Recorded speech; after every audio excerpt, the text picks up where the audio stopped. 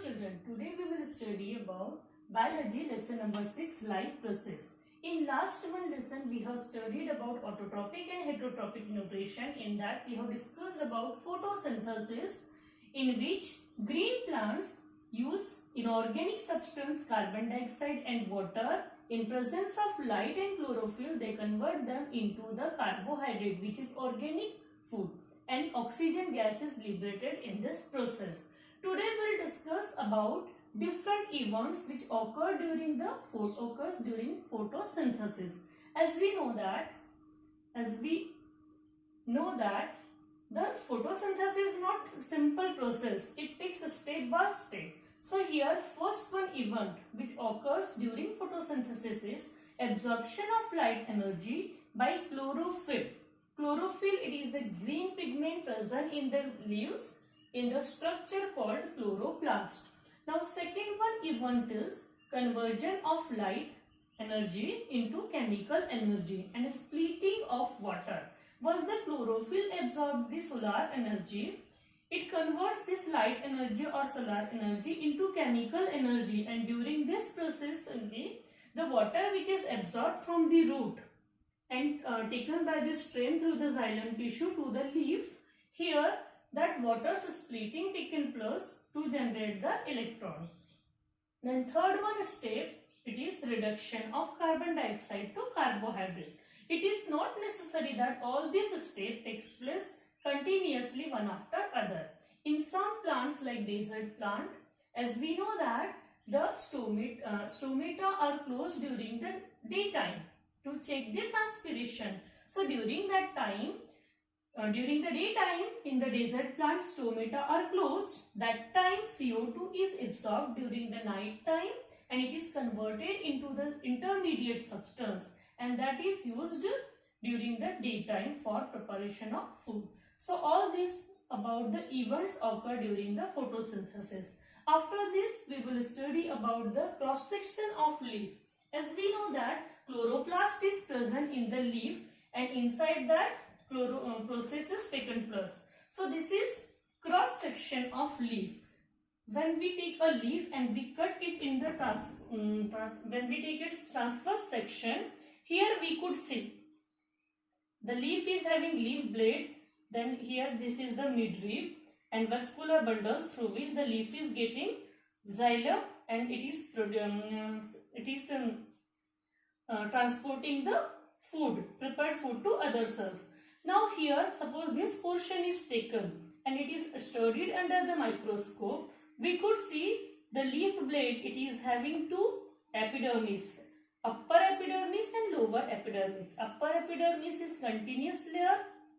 It is covered with a thin membrane that is known as cuticle. It is helping to check the helps to check the transpiration. In the lower epidermis, there are pores-like structure present. These are the stomata. Stomata are important as they are helping in the gaseous exchange through which CO2 is taken in and oxygen is released during the photosynthesis. So here in lower epidermis, so many stomata we could see here. Now stomata are guarded with the guard cells. Here we could see the air spaces. Now here these are the parenchymatous cells present between the upper epidermis and lower epidermis, where the chloroplasts are present in abundant quantity and in which chlorophyll molecules are present. So this is the cross section of leaf. Now we will study about the structure of a stomata.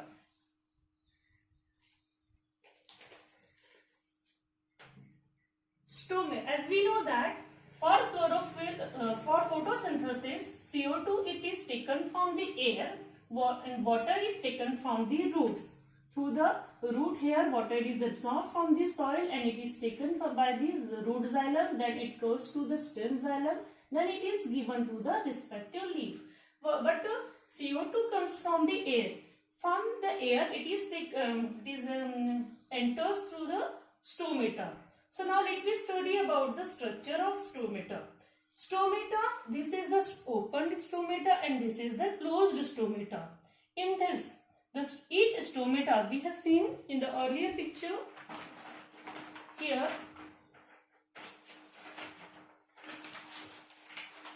stomata is guarded with the two bean-shaped cells which are known as the guard cell. So let me see the detailed structure of stomata. Each stomata is having two guard cells which are bean-shaped or kidney-shaped structure, and they are surrounded with the neighboring cells which are known as subsidiary cells.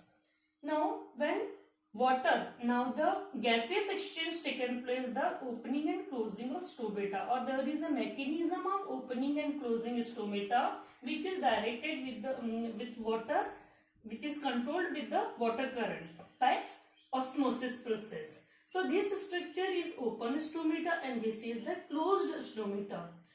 So when plant is about to open the stomata, that time the water from the subsidiary cells, it